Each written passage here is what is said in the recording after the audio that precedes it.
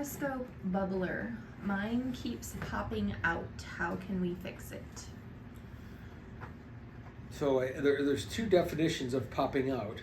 Popping out would be it's pushing up to the surface and activating, or it's coming out of the base and the unit itself, whatever the extension is, because in a Periscope bubbler there's several different versions of what the plume could look like.